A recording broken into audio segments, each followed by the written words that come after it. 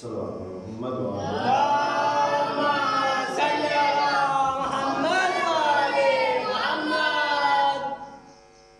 ما شاء الله لا قوة إلا بالله العلي العظيم.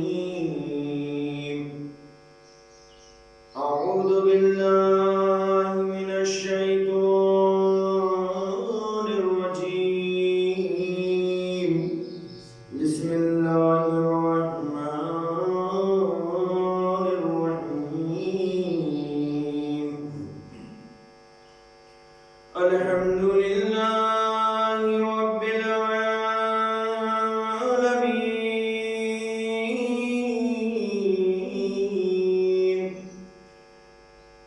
والجنة للموحدين والنار للعاصين. والصلاة والسلام على أشرف الأنبياء والمرسلين وخاتم النبيين ومولانا مولى الثقلين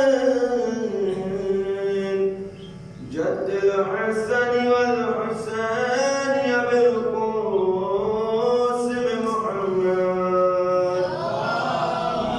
صل على محمد وعلى محمد. وآله الطيبين الطاهرين المعصومين المظلومين. ولعنة الله على أعدائهم أجمعين من يومنا وصباحنا إلى يوم الدين. أما بعد، بسم الله الرحمن الرحيم. رب اشرح لي صدري ويسر لي أمري واحلل عقدة من لساني يفقهوا قولي. وقال الله تعالى الحكيم في القرآن الكريم. بسم الله الرحمن الرحيم. لقد كان لكم في رسول الله أسوة حسنة لمن كان يرجو الله واليوم الآخر وذكر الله كثيرا. صلى الله عليه اللهم صل على محمد وعلى محمد. ارباب دانش والسلام الکرام، میں نے جس آیہ مبارکہ کو سرنامہ سفر قرار دیا ہے، مسلسل اس آیہ مبارکہ کے ذیل میں گفتگو کرتے ہوئے آج یہ ہماری 5ویں مجلس ہے،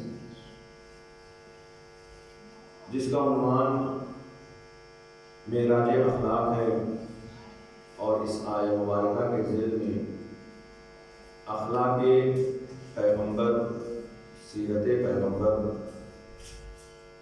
کے چند نمونوں کو پیش کرنے کی سعادت حاصل کر رہا ہوں، تاکہ ان اخلاق کے نمونوں کو اپنا کر ہم زندگی میں کامیابی و کامیابی حاصل کر سکیں، اس دنیا اور آخرت کو اپنے نورانی بنا سکے اور کامل طور پر ہمیں وہ سعادت نصیب ہو کہ جس سعادت کے لیے خداوند عالم نے ہمیں اور آپ کو پیدا کیا ہے۔ آیے مبارکہ میں پروردگار عالم نے ارشاد فرمایا کہ لَقَدْ كَانَ لَكُمْ فِي رَسُولِ اللَّهِ أُسْوَةٌ حَسَنَةٌ، بے شک بتحقیق تمہارے لیے اللہ کے رسول میں بہترین نمونۂ عمل موجود ہیں،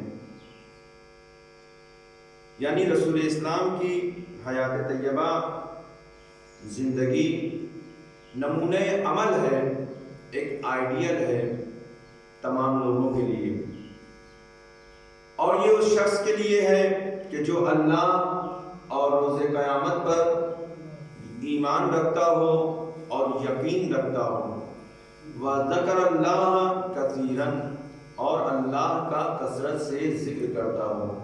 پتہ چلا کہ اس آیہ مبارکہ کے ذیل میں کہ صرف اور صرف ایمان رکھنا کافی نہیں ہے، خدا کو ماننا یہ کافی نہیں ہے، روز قیامت کا یقین رکھنا یہ کافی نہیں ہے، بلکہ جہاں وہ خدا کی وحدانیت کا اقرار کر رہا ہے، جہاں وہ قیامت کا اقرار کر رہا ہے، اس پر ایمان رکھتا ہے، اس پر یقین رکھتا ہے، تو اسی کے ساتھ ساتھ ضروری ہے اور ضرورت اس بات کی ہے کہ وہ اپنے اللہ کا کثرت سے ذکر کرتا رہے، اور اگر اللہ کا ذکر نہیں کر رہا ہے تو نہ اس کا ایمان کام آنے والا ہے، نہ ہی اس کا یہ کلمہ کام آنے والا ہے۔ صلوات پڑھیں محمد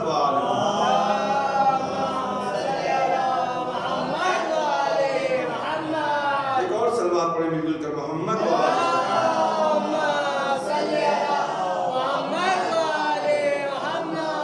لہذا پیغمبر اسلام کی پوری سیرت طیبہ ہمارے لیے نمونہ عمل ہے، ایک آئیڈیل ہے۔ اخلاق کے آئینے میں دیکھیں تو خود رسول اسلام اپنے بارے میں فرماتے ہیں کہ انما بعثتکم لأتمم مکارم الاخلاق، یقیناً مجھے مبعوث برسالت کیا گیا ہے تاکہ میں اخلاق کو پائے تکمیل تک پہنچا سکوں۔ مجھے مبعوث برسالت کیا گیا ہے، یعنی مجھے رسول بنا کر بھیجا گیا ہے، مجھے نبی بنا کر بھیجا گیا ہے، مجھے رسول بنا کے پیغمبر بنا کے بھیجا گیا، ایک ہادی بنا کر بھیجا گیا ہے، رہبر بنا کے بھیجا گیا ہے، صرف اس لیے تاکہ میں اس اخلاق کو پائے تکمیل تک پہنچا سکوں، اخلاق کو بلندیوں تک پہنچا سکوں۔ پیغمبر اسلام کے مبعوث بار رسالت ہونے کا اگر کوئی مقصد ہے تو وہ اخلاق کو پائے تکمیل تک پہنچانا ہے۔ اللہ اکبر، یعنی اخلاق اگر نہ ہو، یہی اخلاق ہے کہ جس کو عام کرنے کے لیے پیغمبر اسلام اس دنیا میں تشریف لا رہے ہیں، کیونکہ یہی اخلاق ہے کہ جس کے بیس پر، جس کی وجہ سے انسان پوری دنیا پر حکومت کر سکتا ہے، ان کے دلوں پر حکومت کر سکتا ہے۔ میں نے کل کی مجلس میں عرض کیا تھا کہ انسان دولت کے ذریعے سے، حکومت کے ذریعے سے لوگوں کے جسموں پر تو حکومت کر سکتا ہے، لیکن اگر اخلاق نہ ہو تو ان کے دلوں کو موڑ نہیں سکتا ہے۔ دلوں کو موڑنے کے لیے، دلوں پر حکومت کرنے کے لیے ضرورت اس بات کی ہے کہ اس کے پاس اخلاق اچھا ہونا چاہیے۔ اب اگر اس کے پاس اخلاق ہے تو ضروری نہیں ہے کہ اس کے پاس دولت بھی ہو، اس کے پاس شہرت بھی ہو، اس کے پاس حکومت بھی ہو، اس کے پاس تلوار بھی ہو۔ اب اگر کچھ نہ ہو، صرف اور صرف اخلاق جیسی طاقت پائی جائے گی تو دنیا کے دلوں پر حکومت کرتے ہوئے نظر آئے گا۔ صلوات علیہ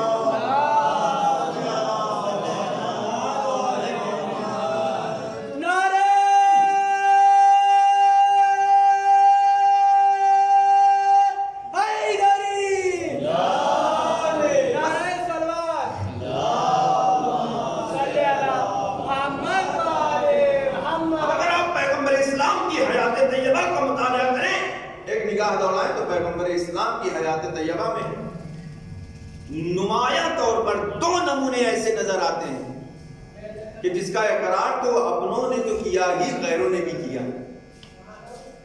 اخلاقی صفات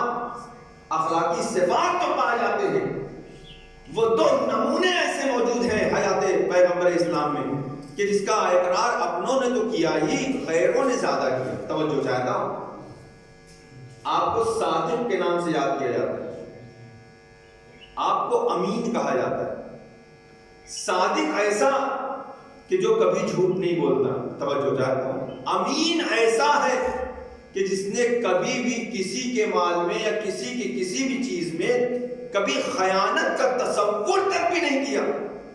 اور یہاں تک عالم ہے کہ کافر بھی یہ کہتے ہوئے نظر آتے ہیں کہ اللہ کے حبیب اے محمد، ہم کو عرب میں اگر کسی پر سب سے زیادہ بھروسہ ہے اور امانت دار اور صادق سمجھتے ہیں تو وہ آپ کی ذات مبارکہ، کیونکہ ہمیں یقین ہے کہ بھلے ہی ہم آپ کا کلمہ نہیں پڑھتے، ہم آپ کو رسول نہیں مانتے، اب ہم آپ کو نبی نہیں مانتے ہیں، لیکن اگر جو آپ نے کہہ دیا ہے وہ سچ ہے. اگر آپ کے پاس کچھ امانتوں کو رکھا دیا جائے تو برصاحب بھی اگر ہم اس کو ہم طلب کریں تو آپ اس کو اسی طرح سے امانت داری سے ہمیں واپس کریں. یہ ہے رسول اسلام کی امانت داری کا. اب آئیے اسی پہلو پر آج روشنی ڈالتے ہیں کہ سب سے بڑی صفت پیغمبر اسلام کی امین ہونا، امانت دار. امانت دار، اب اگر امانت داری کو سمجھنا ہے تو اس کے اپوزٹ کو سمجھیں. کسی بھی معنی کو سمجھنا ہو قاعدے سے تو اس کے اپوزٹ معنی کو سمجھ لیں، خود بخود اس کا معنی سمجھ میں آ جائے گا. امانت داری یعنی اس کا اپوزٹ کیا ہوگا؟ خیانت. خیانت کرنا. امانت کہتے اسے ہیں، توجہ چاہتا ہوں، امانت داری کہتے کسے ہیں کہ جو کام جو چیز بھی زندگی میں پائی جاتی ہے اگر کسی نے آپ کے پاس حوالے کر دیا ہے، آپ کے حوالے کیا ہے، رکھنے کے لیے دیا ہے، یا آپ کے زیر تسلط دیا ہے، یا آپ کے کنٹرول میں دیا ہے، تو آپ اس مال کو، اس چیز کو اس کا مال سمجھتے ہوئے اس میں حق کے تصرف نہیں رکھتے، اور جب اس کو ضرورت ہو تو اس کو اسی طرح سے پلٹا دیں. یہ ہے امانت داری. امانت داری صرف مال میں نہیں ہے، امانت داری اولاد میں بھی ہے، امانت داری تربیت میں بھی ہے، امانت داری تربیت میں بھی ہے، امانت داری تعلیم دینے میں بھی ہے، امانت داری لوگوں سے کلام کرنے میں بھی ہے کہ آپ کلام کیا کر رہے ہیں. ایسا تو نہیں صرف برائیوں کی طرف لوگوں کو بلا رہے ہیں اور اچھائیوں کو آپ اپنے اندر رکھے ہوئے ہیں، اس کو لوگوں تک نہیں پہنچا رہے ہیں. اگر اچھائیوں کا حکم نہیں دے رہے ہیں تو گویا آپ خیانت کر رہے ہیں، امانت داری کا وظیفہ انجام نہیں دے رہے ہیں. لہذا اگر آپ دیکھیں پیغمبر اسلام کی حیات طیبہ میں آپ امین ہیں، ہر پہلو سے امین. امانت داری کی جو صفت آپ کے اندر پائی جاتی ہے اس کا اپوزٹ کیا؟ خیانت. خیانت مطلب کیا؟ کسی کے مال میں تصرف کرنا، ناحق اس کے مال کو لے لینا، اس کے مال کو اپنا سمجھنا، اس کو کہتے ہیں خیانت. پیغمبر اسلام نے فرمایا کہ خائن جو ہوتا ہے، خائن کی جو صفت پائی جاتی ہے وہ منافقوں میں ہوتی ہے، مومنوں میں نہیں ہوتی ہے. مومن کی صفت امانت داری ہے اور منافق کی صفت خیانت ہے.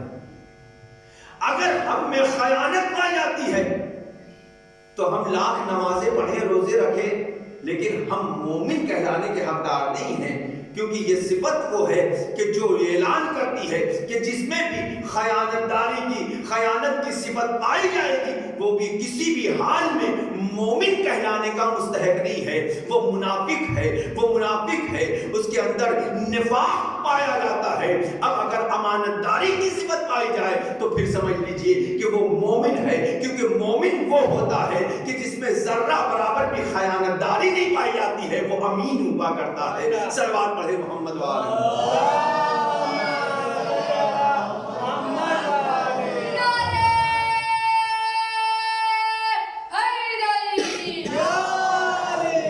اور اس کے علاوہ پیغمبر اسلام صلی اللہ علیہ وآلہ وسلم نے صلوات پڑھے آپ نے ارشاد فرمایا، آپ فرماتے ہیں کہ خائن کی 4 علامتیں ہیں. توجہ چاہتا ہوں، خائن کی 4 علامتیں ہیں. پہلے جو سب سے پہلی اس کی جو نشانی پائی جاتی ہے، علامت کیا ہے؟ کہ جو خائن ہوا کرتا ہے وہ اللہ کا نافرمان ہوتا ہے. توجہ چاہتا ہوں، اللہ کا نافرمان ہوتا ہے. دوسری جو اس کے اندر علامت پائی جاتی ہے، دوسری امانت یہ ہے کہ جو خائن ہوتا ہے وہ پڑوسیوں کے حقوق کو ادا نہیں کرتا ہے، ان کے ساتھ برے برتاؤ سے پیش آتا ہے. توجہ، تیسری علامت سب سے بڑی یہ ہے، خائن جو ہوتا ہے اپنے دوستوں سے بغض و حسد رکھتا ہے. اگر دوستوں کا بغض و حسد اس کے دل میں پایا جائے تو سمجھ لو کہ وہ خائن ہے، امانت دار نہیں ہے. چوتھی علامت کیا ہے؟ پیغمبر نے فرمایا کہ چوتھی علامت یہ ہے کہ اس کے اندر وہ خود ذاتی طور پر، روحانی طور پر طغیانی اور سرکشی کا شکار ہوتا ہے اور اس کے قریب ہوتا ہے. مطلب کیا ہوا؟ مطلب یہ ہے کہ جب بھی جھگڑا لڑائی ہوتا ہے، کہیں پہ کچھ آگ لگانا ہو، کہیں پہ جھگڑا لگانا ہو، کسی کے بارے میں بری باتیں کرنا ہو، تو وہ ہر اس بری بات میں شامل ہو جاتا ہے کہ جس میں سرکشی پائی جاتی ہے یا طغیانی پائی جاتی ہے. اور اگر مومن ہے تو وہ اگر جھگڑا ہو رہا ہو تو اس کو صلح کرا کے ختم کرنے کی کوشش کرتا ہے. صلوات پڑھیں محمد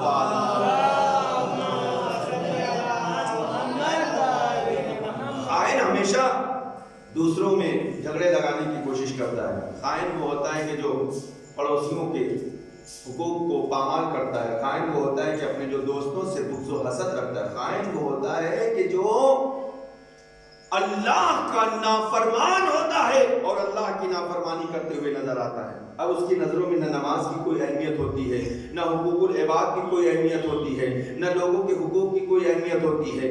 جو کچھ بھی ہے اس کی زندگی میں بس اور بس صرف اور صرف اس کی زندگی ہے، وہ اپنے لیے جیتا ہے اور اپنے لیے ہی رہتا ہے. اس کے سارے کام اپنے لیے ہوتے ہیں، اس کی نظروں میں کسی اور کی کوئی اہمیت نہیں ہوتی. یہ خائن.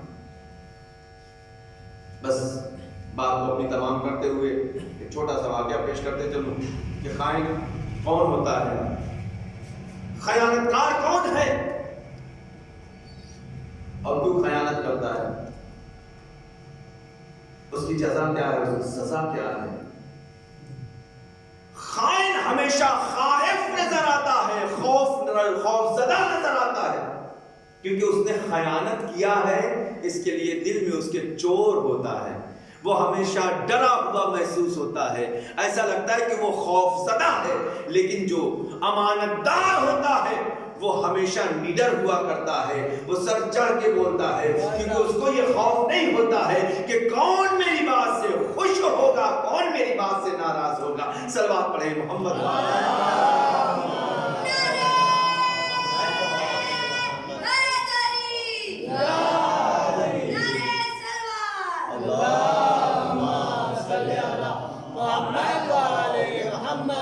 تمام ہے. جو لوگ آ گئے، جو لوگ نہیں آئے وہ ثواب سے محروم ہیں. انشاءاللہ بعد کی مجلس میں وہ اس ثواب سے بہرہ مند ہوں گے انشاءاللہ. بس اپنی بات کو تمام کرتے ہوئے کہ خائن ایک شخص ہے کہ جو صبح میں اٹھتا ہے، صبح سویرے وہ جاتا ہے حمام میں نہانے کے لیے. پہلے یہ دستور تھا کہ گھر گھر حمام نہیں ہوا کرتے تھے. گاؤں میں کوئی ایک بڑا حمام ہوتا تھا اور لوگ وہاں جاتے تھے نہانے کے لیے.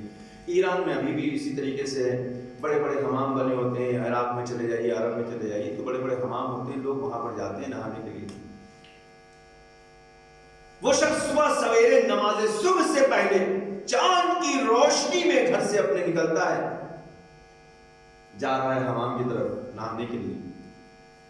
اس کے ساتھ اس کا ایک دوست ہے، وہ بھی اس کے ساتھ ساتھ چل رہا ہے. دونوں ہمراہ چل رہے ہیں، ساتھ جا رہے ہیں آپس میں. تھوڑی دور کے بعد اس کا دوست کچھ پیچھے رہ گیا اور یہ آگے بڑھ گیا. بات کرتا ہوا آگے بڑھ رہا تھا. اس نے سوچا میرا دوست میرے ساتھ ہی چل رہا ہے. بہت دیر سے ایک چور اس کی تاک میں لگا ہوا تھا. توجہ چاہیے، کیونکہ جو لوگ نہانے کے لیے جاتے تھے ان کی پوٹلی وغیرہ، گٹری وغیرہ وہ سب ان کے ساتھ ہوا کرتی تھی. اور پہلے زمانے میں تو پورے جو بینک وغیرہ ساری چیزیں تو تھی نہیں. वो अपनी पोटली, अपनी गठरी लिए हुए, पैसों से भरी हुई, सिक्कों से भरी हुई, वो अपने हमराह चल रहा था। बड़ी देर से एक चोर उसकी ताक में था। जब उस चोर ने देखा कि उसका जो साथी था वो पीछे रह गया, अब वो अंधेरों में गुम हो गया, तो वो उसने मौका गनीमत देखा और गनीमत जानने के बाद वो उसके पीछे पीछे हो गए। अब वो जो आगे आगे चल रहा है, उसने ये समझा कि मेरा दोस्त मेरे साथ है। वो बात करते जा रहा है, उसकी बात में हाँ वो मिलाते हुए आगे हमाम तक पहुंच गया। जब हमाम पहुंचा तो उसने अपने कपड़ों को उतारा, अपनी तमाम चीजों को उतारा, निकाला और उस गठरी को भी निकाला, और गठरी को निकालने के बाद फौरन ऐसी तरीके से उसके हाथ में दे दिया।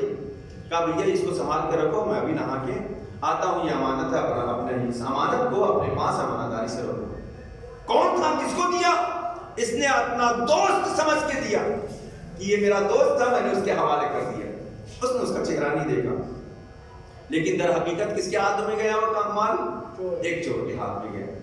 चोर खुश हो गया, वो नहाने के लिए गया, और जब नहा कर फारिग हो गया तो अब अंधेरा छट चुका था, उजाला हो चुका था, सूरज निकलने वाला था। जब वो बाहर निकला तो उसने देखा अरे ये तो चोर बैठा हुआ, क्योंकि मोहल्ले के, गांव के या सिटी के जो बदमाश लोग हुआ करते हैं वो सब उसको सब पहचानते हैं। उनका चेहरा हर एक के सामने आशना होता है, हर एक उसको पहचानता है। चोर भी जो होता है उसके बारे में भी लोगों को मालूमात होती है, ये चोरी इसका पेशा है, इसका काम ही चोरी करना है। लोग उसको जानते थे, पहचानते थे। एक मतलब जैसे ही उसने उसको देखा कि चोर यहाँ पे बैठा हुआ है, बताओ तुम कहाँ, यहाँ पे कहाँ, सुबह सवेरे चोरी करने के लिए आ गए। वो खामोश रहा। एक मतलब उसने कहा कि क्या मैंने अपनी गठरी तुमको दिया था? क्या हाँ आपने मुझे गठरी दिया था, ये आपकी गठरी, इसको लीजिए। अब वो ताज्जुब में, एक चोर जो उस गठरी को मैंने उसको दिया था वो वापस कर रहा है।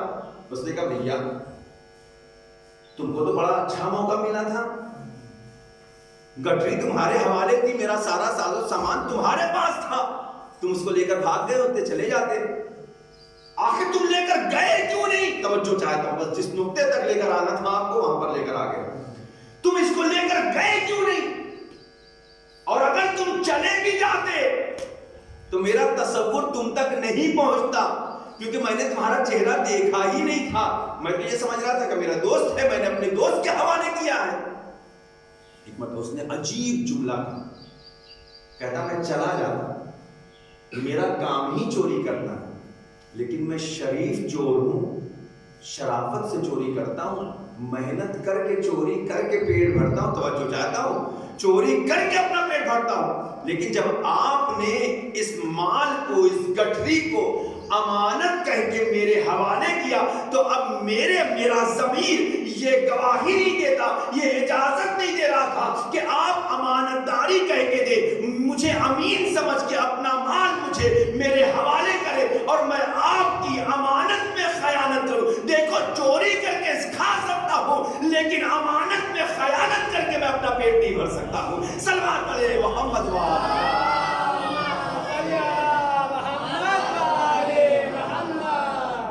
मेरा ज़मीर ये इजाज़त नहीं देता है कि मैं माल में तसर्रुफ कर सकूं, अमानत में खयानत करूं और उसके ज़रिए अपना पेट भरूं। उसको अहमियत पता कि अमानत में खयानत क्या होती है। शायद हो सकता है कि उसने ज़रूरत के तहत चोरी की हो, खुदा माफ़ कर दे, लेकिन ये हराम फेल है, गलत काम है। लेकिन क्या पता किसी को उसने चोरी किस वजह से की। क्योंकि एक वाक़या मिलता है मौलाए कायनात के ज़माने में, खलीफे दूम के ज़माने में, एक शख्स ने चोरी किया और चोरी करने के बाद मौलाए खलीफे दूम की खिदमत में लोग लेकर आए, कहा कि खलीफे वक्त इसने चोरी किया है। तवज्जो चाहता हूँ, चोरी भी उसकी वजह होती है, चोरी किया है। काफी कुरान का हुक्म है, फ़क़्तऊ ऐदीहुमा, जो चोर हो उसके दोनों हाथों को काट देना चाहिए। तवज्जो चाहता हूँ, उसके हाथों को काट देना चाहिए। जैसे ही इस हुक्म को सुना, जनाब सलमान फारसी ने कहा, दौड़ते हुए मौलाए कायनात के पास आए। मौलाए कायनात ने आकर कहा कि आपने इस फैसले को किस तरह से किया? यकीनन कुरान का हुक्म है कि फ़क़्तऊ ऐदीहुमा, दोनों हाथों को काट देना चाहिए अगर कोई चोरी करे। लेकिन इतना اتنا تو حق ضرور بنتا ہے اس سے ذرا پوچھنے کہ اس نے چوری کیوں کیا ہے. اگر ساری ضرورتوں کے پوری ہونے کے بعد اس نے چوری کیا ہے تو یہ پھر عذاب اور سزا کا مستحق ہے. اور اگر اس کی ضرورتیں پوری نہ ہوئی ہو اور اپنی ضرورت کو پوری کرنے کے لیے اس نے چوری کیا ہے تو پھر یہ سزا کا مستحق نہیں ہے. چور سے پوچھا بھیا آپ نے تم نے چوری کیوں کیا اور چوری کیا تو کیا چیز تم نے چوری کیا, بڑی توجہ چاہتا ہوں. اس نے کہا میں مجبور ہو گیا تھا, 3 دن سے زیادہ ہو گئے تھے کہ میرے گھر میں کھانے کے لیے نہیں تھی اور میں نے کوئی عام چیز چوری نہیں کیا ہے. میں نے ایک نانوائی کی دکان سے جہاں روٹیاں بنتی تھیں وہاں سے صرف اور صرف روٹی چوری کیا ہے تاکہ میں اپنا اور اپنے بچوں کا پیٹ بھر سکوں. ایک مرتبہ مولا کائنات نے کہا کہ جو حکومت اپنے حکومتیوں کا اور اپنے لوگوں کا, مسلمانوں کا پیٹ نہ بھر سکے تو اس کو یہ حق حاصل نہیں ہوتا ہے کہ اس پر حد جاری کرے اور اس کے ہاتھ کو قطع کرے. صلوات پڑھ دے محمد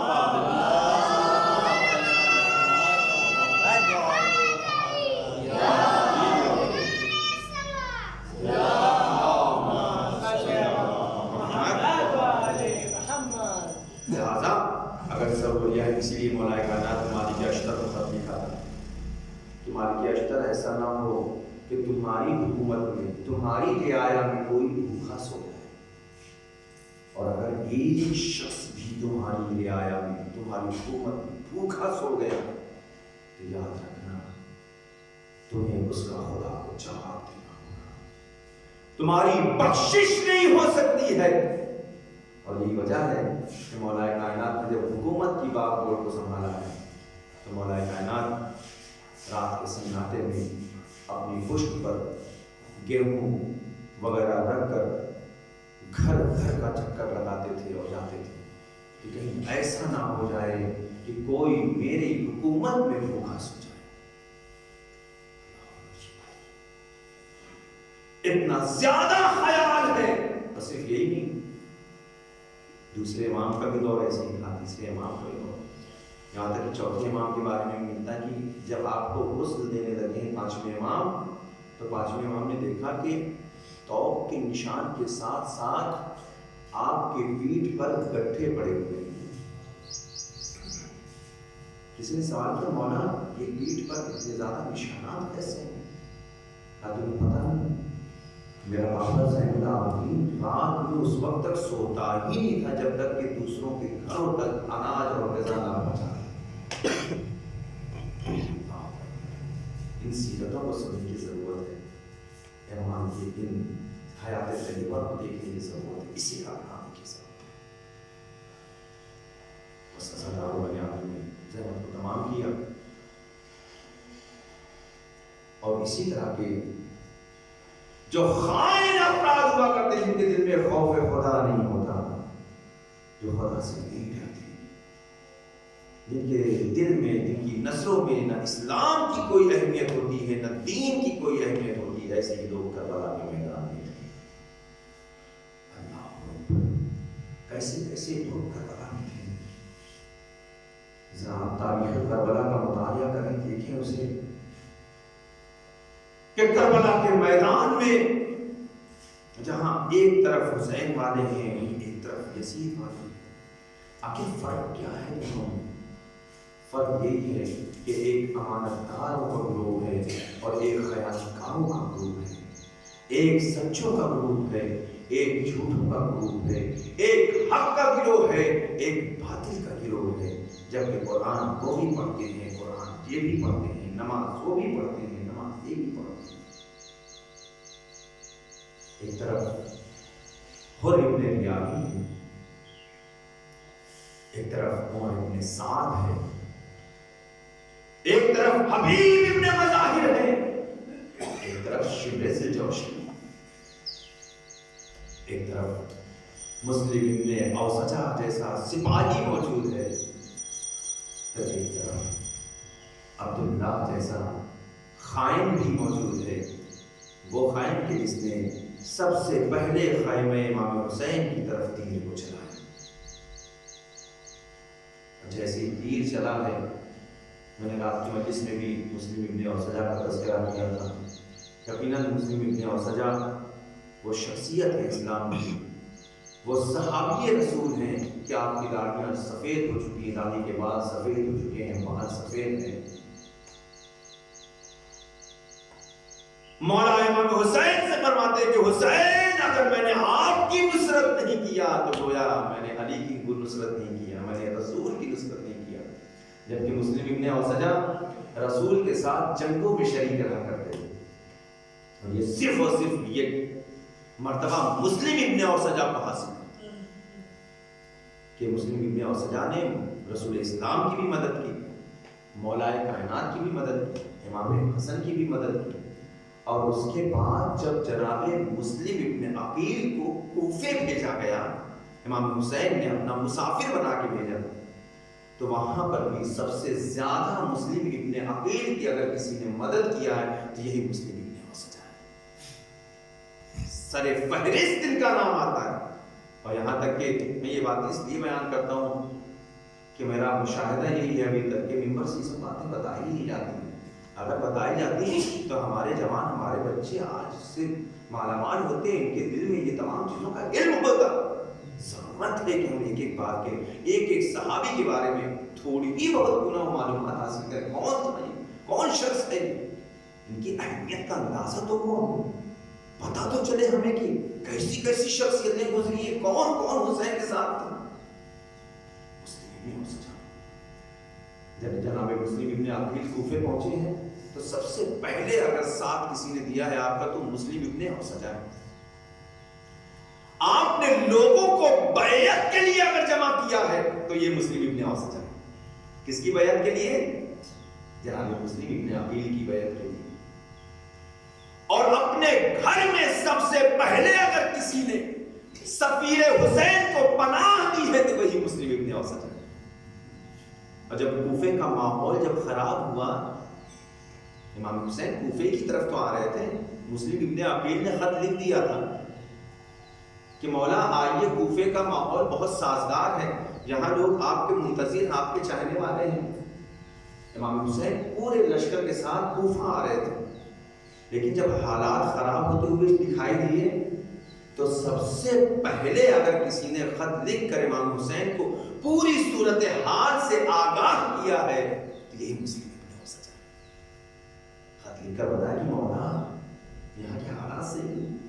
مسلم ابن اوسجا کا میسج پہنچنے کے بعد میں امام حسین علیہ السلام نے اپنے لشکر کے رخ کو موڑا ہے کربلا کی طرف. ذرا سوچیں کہ اگر امام حسین علیہ السلام کو یہ میسج مسلم ابن اوسجا نے نہ پہنچایا ہوتا تو امام حسین علیہ السلام کوفے میں آتے بیوی بچوں کے ساتھ، ظالم کے درگاہ میں آتے، اور اگر یہاں امام حسین آتے تو کوفے سے بدتر حال. یہاں حکومت تھی، یہاں پاور تھا، یہاں لاکھوں کی تعداد میں لشکر موجود تھے، لوگ دشمن ہو چکے تھے، آپ کے خون کے پیاسے تھے. یہی مسلم ابن اوسجا ہے. جب مسلم ابن عقیل نے دیکھا کہ ابن زیاد نے مسلم ابن اوسجا کے گھر پر حملہ کر دیا ہے، کسی طرح سے اس کو پتہ چل گیا ہے کہ میں یہاں موجود ہوں، مسلم ابن اوسجا کے گھر کا محاصرہ کر دیا گیا اور کو گھیر لیا گیا، تو مسلم ابن عقیل نے جناب مسلم ابن اوسجا کو اور کچھ اپنے ساتھیوں کو جو جانباز سپاہی تھے ان کو روپوش کیا تاکہ وہ محفوظ رہے امام حسین کی مدد کرنے کے لیے. حبیب ابن مظاہر موجود تھے، مسلم ابن اوسجا موجود تھے، لیکن انہیں حسین کی نصرت اور مدد کے لیے روپوش کیا کہ نہیں تمہیں حسین کی مدد کرنا ہے. مسلم ابن اوسجا شب عاشورہ آتی ہے، سب سے پہلے جب چراغ قبول کیا گیا اور جب چراغ روشن ہوا تو حسین نے دیکھا کہ کوئی صحابی اٹھا نہیں. امام نے کہا میں نے تمہیں آزاد کر دیا ہے، تم جہاں جانا چاہتے ہو چلے جاؤ. سب سے پہلے مسلم ابن اوسجا کھڑے ہوتے ہیں، کہتے مولا ہم نے آپ کی نصرت کا وعدہ کیا ہے، ہمیں اگر 70 مرتبہ بھی قتل کیا جائے اور 70 مرتبہ میں زندگی مل جائے تو بھی ہم آپ کی نصرت سے دور نہیں ہو سکتے. مولا مولا یہ تو زندگی ملی ہے تو ہم آپ کی نصرت کے لیے آمادہ ہیں مولا کیسے ہو سکتا ہے کہ ہم آپ کی نصرت نہ کریں جنت کو اپنی آنکھوں سے دیکھ رہے ہیں ہاں مولا جنت میں مقام کو اپنی آنکھوں سے دیکھ رہے ہیں اس حال میں ہم فرزند رسول کو تنہا چھوڑ کر چلے جائیں یہ نہیں ناممکن ہے یہ نہیں ہو سکتا بس عزادارو رات میں مسائل میں نے باقی باتوں کو بیان کیا تھا بس 2 جملے میں بیان کر کے آپ کی زحمت کو تمام کرنا چاہوں گا ہاں عزادارو یہی مسلم ابن اوسجہ ہے کہ جب صبح عاشور نمودار ہوئی ظالم نے ایک حملہ کیا مسلم ابن اوسجہ اس حملے کا جواب دینے کے لیے ارے ہاتھوں میں تلوار کو لیتے ہیں آزادارو سواری پر سوار ہوئے ہاں ظالم کا رخ کیا ایک مرتبہ حملہ کرتے کرتے فرات کی طرف بڑھے ظالموں نے دیکھا کہ یہ مسلم ابن اوسجہ ہے ایک مرتبہ مسلم نے کہا ارے تم نے مجھے پہچانا نہیں کیا میں صحابی رسول نہیں ہوں کیا میں نے جنگوں میں شرکت نہیں کیا ہے کیا میں رسول کا مددگار نہیں ہوں کیا میں نے رسول کی نصرت نہیں کیا ہے ارے پہچانو پہچانو میں رسول کا صحابی ہوں میں رسول کا صحابی ہوں آزادارو مسلم ابن اوسجہ یہ رج سے پڑھتے رہے اسی اسنا ایک ظالم نے ایک نیزے کو ارے جناب مسلم پر وار کیا جناب مسلم ابن اوسجہ منہ کے بل زمین پر گرے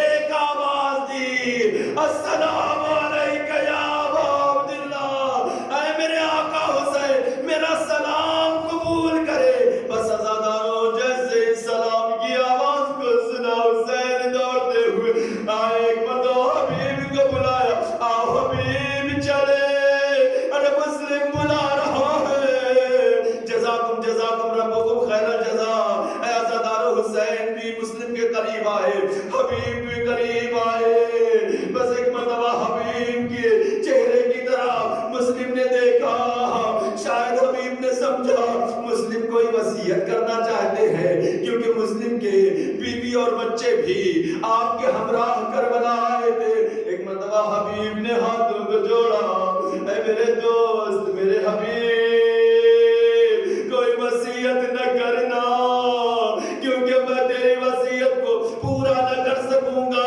اب تمہارے بعد ارے میں بھی جام شہادت نوش کرنا چاہتا ہوں بس عزادارو یہ کہنا تھا ایک مرتبہ مسلم نے کہا حبیب کوئی وصیت نہیں ہے اوصیکم بالحسین بس اگر کوئی وصیت ہے تو بس اتنی ہے ارے میرے آقا حسین کی فرما برداری کرنا دیکھو حسین پر کوئی آنچ نہ آنے پائے حبیب نے کہا اے مسلم جب تک میری رگوں میں خون ہے ایک لمحہ بھی حسین کی نصرت سے غافل نہیں ہو سکتا انا للہ و انا الیہ راجعون میرے ذنب قضائه وتسلیما لامر یا اللہ یا اللہ یا اللہ یا اللہ یا حمید یا محمود یا علا بحق علی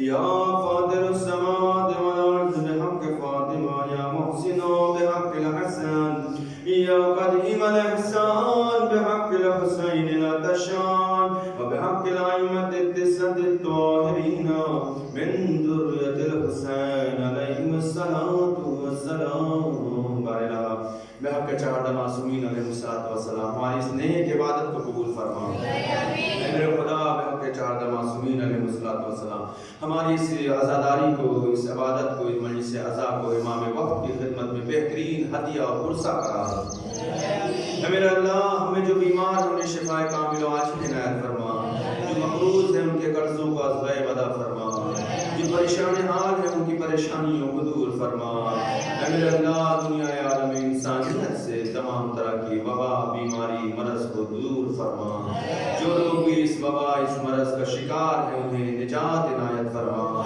ان تمام لوگوں کو شفا کامل و عاجل عنایت فرما تمام مسلمانان عالم کی جان مال عزت و آبرو اور ان کی ناموس اور بچوں کی حفاظت فرما خدایا فرمایا تو نے وعدہ کر رکھا ہے اپنے اس وعدے کو وفا کرتے ہوئے منتظر منتقم خون حسینی یوسف زہرا فرزند زہرا امام عصر ارواحنا له الفدا کے ظہور پر نور میں تعجیل فرما اور ہم سب کو ان کے عوام انصار میں شمار فرما ربنا تقبل منا انك انت السميع العليم.